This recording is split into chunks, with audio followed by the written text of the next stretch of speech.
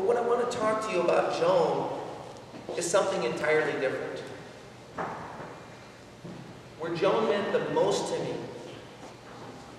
was in her display of such masterful leadership skills. I'm convinced if the country saw what that woman did that weekend, she would be a shoo-in for the 2008 presidential race.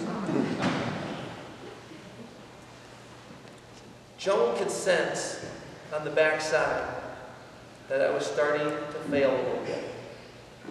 She could also sense that my pacers were starting to feel a little bit sorry for me and wanted to take it easy on me because I was hurt.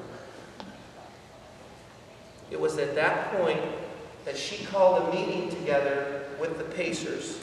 And I wanted to go on record that I forgive her for not having the courtesy to invite me to that meeting. And she firmly and politely, well, maybe not so politely, demanded that these pacers push me to my physical limits, regardless of how I looked or how I felt. Now I know what you're thinking. She's married to me for 17 years. We've had 5 children together. She saw this as a perfect opportunity to inflict some of the pain and suffering on me that I have on her over the last 17 years.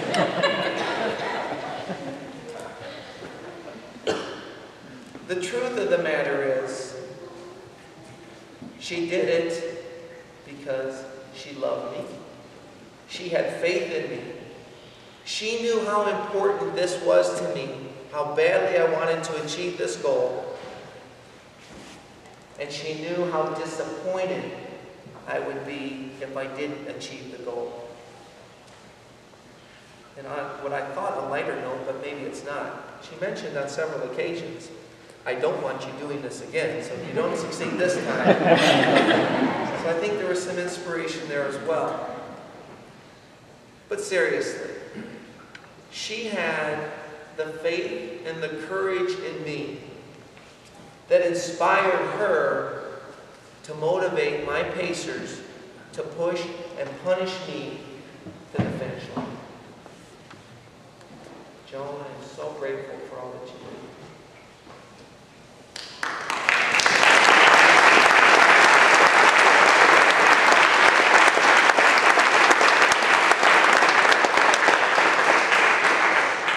She was the glue that held my team together.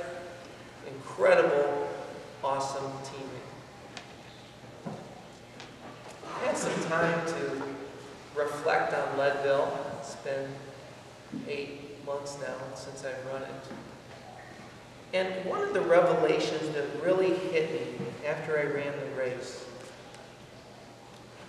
was how much more rewarding it is to work with the team and accomplish a goal than it is to do it individually. My team obviously helped me to perform better. And I can tell you with the utmost confidence, I would not have finished that race on time if it weren't for my team. As much as I would like to tell you I could have, that wasn't going to happen. As a matter of fact, I would estimate that my team probably saved me at least an hour of time. And as you already know, I did not have an hour of time to spare. Now this race was very satisfying to me.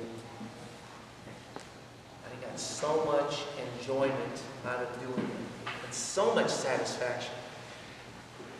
But I'll be honest with you, I don't think I got as much satisfaction out of doing this race as the members of my team got out of helping me do this race.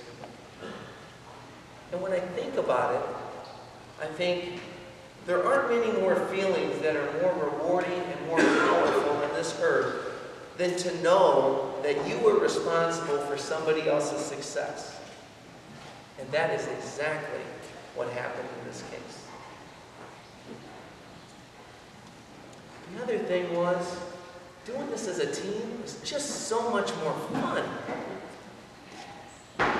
Now when we talk about the race, it's just that much better when I can share it with people who were there, who were with me, who helped. So they've just made it a much better experience. And if I could turn back the time clock, and let's just say I could go back and I could prepare better physically, maybe learn a little bit more, do some different race strategy. And let's just say that I could have done this race all by myself. You want to know what? Wouldn't do it in a million years. Doing it with my team is what made it really special. And I thank them for that gift that they shared with me. I also believe that it's really important to have faith in yourself. Faith is probably one of those ingredients that is necessary for achieving anything of significance. For Leadville, faith in oneself was essential. From the time I signed up for this race, I made a commitment, and I adopted the philosophy that failure was not an option. I sort of felt like the astronaut crew in the movie Apollo 13. And at times I felt like I was as high in the air as they were. Leadville, we have a problem. You can bet your bottom dollar in a 100-mile race that there are plenty of opportunities to throw the towel. The race is hard, it's long, and it's grueling. Fortunately for me, that was one obstacle I did not have to face, because I made the decision on the front end that I was not going to give up. I think it's amazing what we can persevere through when we make a commitment on the front end to a goal. There's a phrase out in Leadville that everybody who has run the race knows what it means. It's a great phrase. The phrase is, dig deep. Now, Leadville has a history of being a mining community, so there's another meaning there as well. But as far as the race goes, dig deep is the mantra that the runners repeat when they're hurt, when they need to reach inside and try and find something a little extra to get them through the tough times. I had to dig deep between miles 96 and 99 and a half.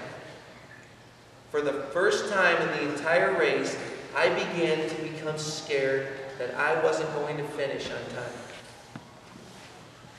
I actually had to pick my pace up after 96 miles. Wow. To this day, I'm not sure how I was able to pick my pace up after 96 miles. I suppose it was a combination of wanting to show appreciation to all those people who had supported me, and partly just really wanting to achieve a goal that was important to me.